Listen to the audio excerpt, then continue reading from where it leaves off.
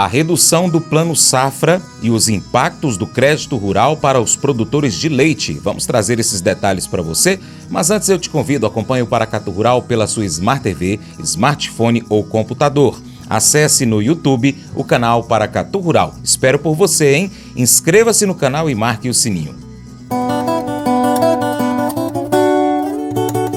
Notícias do Leite. O financiamento dos investimentos na atividade leiteira sempre contou com suporte de políticas públicas e linhas de crédito subsidiadas pelo governo. Historicamente, os produtores entendem os investimentos que precisam fazer, entram na fila para obter recursos subsidiados e começam as obras assim que os recursos são liberados. Porém, como os produtores estão sentindo na pele, essa dinâmica está ficando cada vez mais complicada. Os recursos subsidiados acabam muito antes do fim do ano safra e dificilmente conseguem suprir todas as necessidades de financiamento, principalmente a partir de uma certa escala da propriedade. Olhando o cenário macroeconômico do Brasil e microeconômico da indústria de leite, a tendência é que o produtor rural busque cada vez mais recursos livres para se financiar. Os recursos livres são, de fato, mais caros que os subsidiados, como o próprio nome diz. Mas, mais caro ainda é não fazer investimentos essenciais. Sendo assim, o que esperar então do próximo Plano Safra e por que o produtor deve buscar outras opções para financiar a sua atividade e os investimentos? Rafael Mendonça, direto da redação, começa agora o nosso especial falando sobre os créditos subsidiados. O Plano Safra tem sido uma ferramenta essencial para o custeio e investimento de produtores rurais nas últimas décadas. A falta de acesso a recursos privados, somada ao baixo custo dessas operações, as torna essenciais para investimentos, especialmente em culturas de retornos mais apertados. Historicamente, o produtor rural tem relacionamento com dois bancos, Banco do Brasil e mais um, e com a cooperativa da sua região. E com essas opções, vem suprindo sua necessidade de financiamentos para custeio e investimento. Porém, nos últimos anos, e especialmente nos últimos 12 meses, essa dinâmica está bem mais difícil. Os recursos, quando disponíveis, acabam rapidamente e há somente a possibilidade de entrar na fila de espera sem certeza de sucesso. Para os próximos 12 meses, a tendência é de piora. O governo manteve orçamento de 15 bilhões de reais para a equalização de juros do Plano Safra em 2025, mesmo valor de 2024. Se em 2024 o valor já não foi suficiente, com necessidade de novos recursos a serem injetados no final do ano, em 2025 a tendência é que acabe bem antes. A equalização de juros nada mais é que subsidiar a diferença entre os juros cobrados do produtor rural abaixo da Selic e o verdadeiro custo do dinheiro, que é a taxa Selic. Com a taxa Selic em franca ascensão, o custo para essa equalização cresce. Além disso, a grande razão para a alta da taxa Selic é o alto gasto do governo com poucas perspectivas de ajustes suficientes, fazendo com que o mercado precifique a alta maior da inflação, o que faz com que o Banco Central tenha que subir ainda mais a Selic. Sendo assim, aumenta o gasto do governo com juros e também com o Plano Safra. Esse ciclo vicioso só poderá ser quebrado com uma queda expressiva nos gastos do governo e confiança no mercado que isso será feito, o que nos leva de volta a um ponto inicial. Dificilmente o governo alocará muito mais recursos para subsidiar juros no Plano Safra e também deve focar os poucos recursos disponíveis para a agricultura familiar e pequenos produtores contra os recursos da agricultura empresarial. Ao mesmo tempo, os produtores de leite encaram o seguinte cenário: sem investimentos em tecnificação, genética e conforto animal, ficarão para trás, potencialmente saindo da atividade. Por outro lado, os investimentos, principalmente em conforto animal, oferecem ótimos retornos. Ou seja, postergar investimentos ou esperar alguma linha de crédito subsidiada com custo muito baixo pode ser a diferença entre construção ou não de patrimônio, ou até mesmo a longevidade do negócio. A saída é entender bem os retornos de cada investimento planejado e buscar recursos alternativos para fazer os investimentos com maiores retornos, mesmo com juros mais elevados no curto prazo. Se antes o crédito subsidiado era a principal fonte de financiamento para o produtor rural, hoje ele precisa buscar novas alternativas para continuar investindo e garantindo a viabilidade do negócio. E quais seriam essas alternativas, Francis?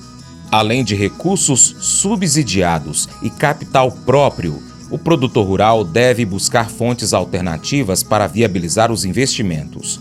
O primeiro é o crédito privado, que são recursos livres de financiadores do mercado, como bancos e cooperativas de crédito. Podem ter custo menor e estrutura mais simples que as alternativas, mas requer acesso e relacionamento. Em segundo, nós temos então os fundos de crédito, que são alternativas de acesso a crédito privado. Mercado ainda incipiente para financiar investimentos com estruturas ainda mais caras. Deve ter grande crescimento nos próximos anos.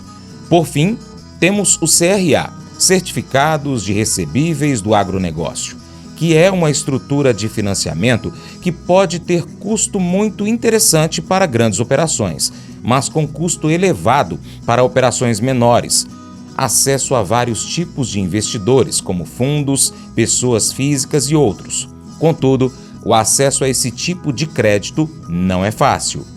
Não mesmo, Francis, e oferece alguns desafios claros, como a dificuldade de acesso ao crédito, especialmente para investimentos de longo prazo, com poucas linhas disponíveis, e vale lembrar que produtores tipicamente têm bom relacionamento com poucos bancos, sem acesso ao mercado de forma mais ampla. Há uma má fama do setor lácteo com financiadores tradicionais e fundos, dados problemas antigos de inadimplência, um claro entendimento dos financiadores sobre o retorno nos investimentos no leite, taxas mais elevadas em relação às que o produtor está acostumado e exigências mais rigorosas para concessão de crédito, como as garantias histórico de pagamento. Com isso, a busca dos produtores rurais por investidores alternativos do setor lácteo pode permitir o investimento na expansão e modernização do negócio, sem depender exclusivamente de crédito subsidiado e capital próprio, estruturas financeiras mais flexíveis adaptadas ao fluxo de caixa, acesso às melhores condições do mercado e o ganho da previsibilidade e segurança no planejamento financeiro da fazenda. O setor de leite enfrenta desafios cada vez maiores e a forma de financiar a atividade também precisa evoluir. Produtores que compreenderem essa transformação e souberem aproveitar novas ferramentas terão uma vantagem competitiva no mercado. Com as informações direto da redação, Rafael Mendonça. O ato de dar revela o seu coração. Toda vez que você dá, você mostra o que importa para você. Diga-me como você gasta o seu tempo e dinheiro, e eu te direi o que é mais importante para você. A sua agenda pode revelar que o mais importante para você são os seus filhos. Seus gastos podem mostrar que aquilo que mais importa é o seu hobby.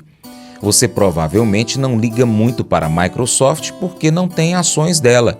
Mas se você comprasse ações da Microsoft, de repente, você se importaria com o sucesso da empresa, porque onde você coloca o seu dinheiro é onde você coloca o seu coração.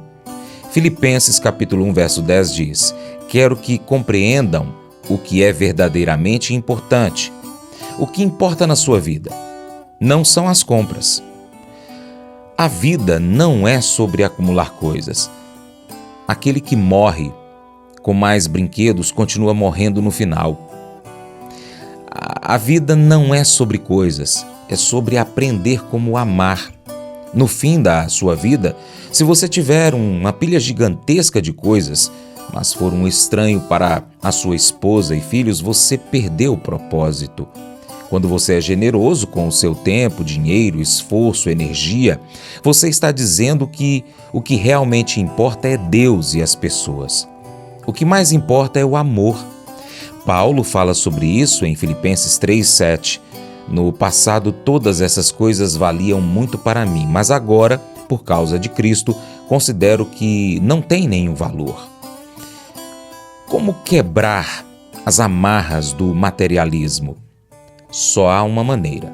O antídoto para deixá-las é dar. Então, toda vez que você for generoso e der aos outros ou a Deus, daí você está de fato quebrando o domínio do materialismo na sua vida. Mas nós somos cidadãos do céu, diz Filipenses capítulo 3, verso 20, parte A.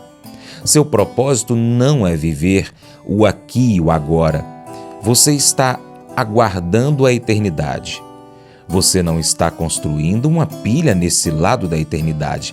Você está construindo pessoas e relacionamentos que vão importar naquele lado da eternidade. Você está vivendo à luz do céu.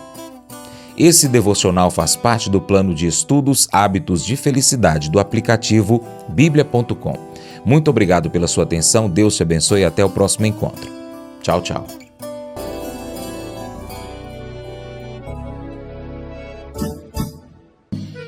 Acordo de manhã para prosear no mundo do campo, as notícias escutar. Vem com a gente em toda a região com o seu programa Paracatu Rural. Tem notícias, informação e o mais importante, sua participação. Programa Paracatu Rural. Programa Paracatu Rural.